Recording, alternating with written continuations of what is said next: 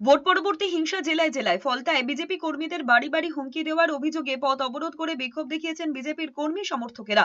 BJP প্রার্থী দেবাংশু পান্ডার নেতৃত্বে জাতীয় সড়ক অবরোধ করে বিজেপির কর্মী সমর্থকেরা। বঙ্গনগর টু হাসিনগরে সাধারণ মানুষের উপর অত্যাচার করা হচ্ছে। তারা কেন বিজেপিকে ভোট দিয়েছে সেই কারণের জন্য তাদের আজকে মারধর করা হচ্ছে, বাড়ি বাড়ি অত্যাচার করা হচ্ছে। সাধারণ মানুষ অতিষ্ঠ হয়ে উঠেছে, সাধারণ বাড়ির মহিলারা অতিষ্ঠ হয়ে উঠেছে, তাদের গায়ে হাত দেওয়া হচ্ছে। আমি স্পষ্ট কথা বলে দিতে চাই, ছেড়ে কথা কিন্তু বলা হবে না, হয় সূত্রে যাও, এসব একদম চলবে না, একদম চলবে না। একদম মা বোনেদের গায়ে হাত দেওয়া একদম মেনে নেবো না, আমি যতদূর যেতে হয় যাবো। এদিকে মালদার রতুয়ার মহানন্দা টোলার উত্তর বালুপুরে বিজেপির মণ্ডল সভাপতির ওপর হামলা চালানোর অভিযোগ উঠেছে তৃণমূলের বিরুদ্ধে। রতুয়ার বিজেপির মণ্ডল সভাপতি মহানন্দ মণ্ডলের রাস্তা আটকে ইট দিয়ে মারধর করে তৃণমূলের কর্মীরা। জখম অবস্থায় মণ্ডল সভাপতি মহানন্দকে ভর্তি করা হয় মালদা মেডিকেল কলেজে। পরে ঘটনাস্থলে যান বিজেপির উত্তর মালদার সভাপতি খগেন মুর্মু। ভোটের আগে থেকে মহানন্দকে হুমকি দেওয়া হচ্ছিল বলে অভিযোগ।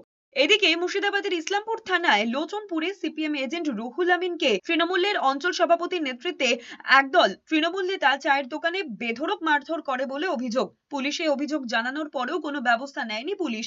পরে রানীনগরের সিপিএম প্রার্থী জেলা পুলিশ সুপারের কাছে অভিযোগ দায়ের করেন।